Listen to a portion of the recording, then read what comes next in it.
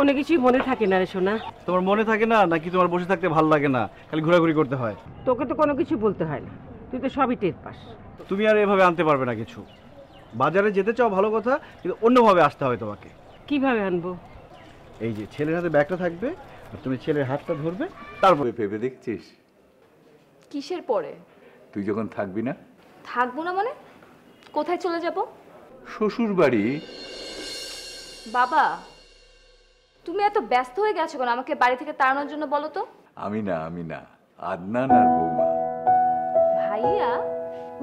হ্যাঁ, দুপুরবেলা কথা হচ্ছিল, এইবার সামারে আসতে চায়, এরপর 2-3 বছর আর আসতে পারবে না, তাই তোর বিয়ে দিয়ে যেতে চায়।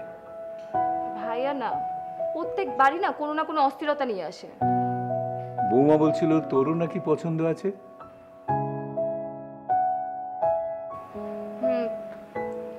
আমাকে তো কখনো তুই বলিসনি। বলা হয়নি। কোনো জটিলতা আছে? কোনো সমস্যা?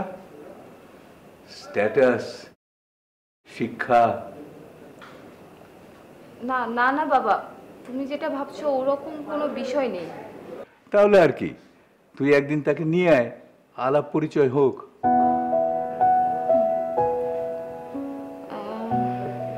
আমি আমি আমি তোমার জন্য পানি নিয়ে আসছি। হ্যাঁ, তুমি রেস্ট নাও।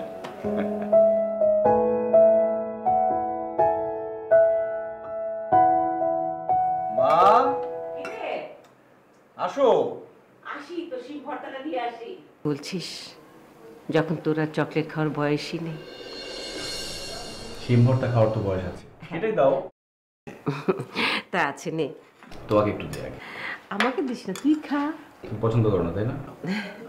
অল্প করে দে, ব্যাস ব্যাস, আর দিস না বাবা, তুই খা। শুধু আমার জন্য করে।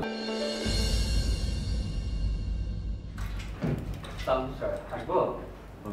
আসুন। স্যার কি বেরোচ্ছেন? আমি সোহেল স্যার। আপনাকে তো ঠিক। স্যার আমি মাতৃশিক্ষা ডেভেলপমেন্ট কোম্পানি থেকে আসছিলাম। ও আচ্ছা আচ্ছা, ফ্ল্যাটের ব্যাপারে। জি স্যার। বসুন প্লিজ স্যার। বসুন, বলুন। স্যার আপনার রিকোয়ারমেন্ট অনুযায়ী আমরা গুলশানে 25 স্কোয়ার ফিট একটা স্টুডিও অ্যাপার্টমেন্ট খুঁজে পেয়েছি। ফ্ল্যাট কি একদম রেডি? হ্যাঁ, একটু কষ্ট করে জোগাড় করে ফেলেন না স্যার। স্যার গুলশানে এই সময় প্রপার্টি পাওয়া অনেক কঠিন। আচ্ছা ঠিক আছে, আমি একটু ভেবে দেখি। স্যার আমাদের প্রপার্টি ডেভেলপমেন্ট কোম্পানি, আমরা সেলিং, বাইং, লোন, ডেভেলপমেন্ট সবই করি। আপনি চাইলে আপনার স্থাবর কোনো সম্পদ থাকলে তার এগেনস্টে লোনও নিতে পারেন। আরে ভাই বললাম। হ্যালো। হ্যালো বাবা।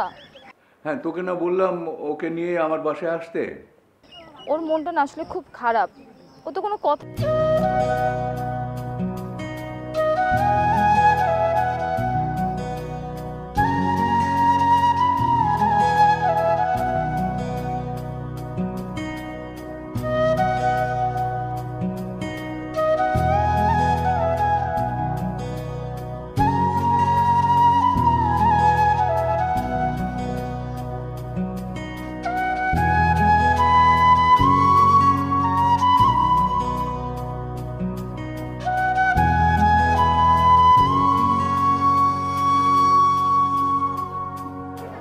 বাবা, তোর মুখটা এমন লাগছে কেন?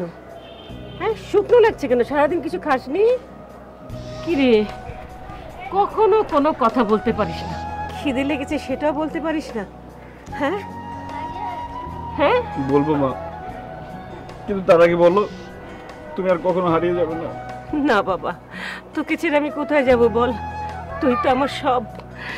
আয় ঘরে আয়, আয় খাবি, আয়।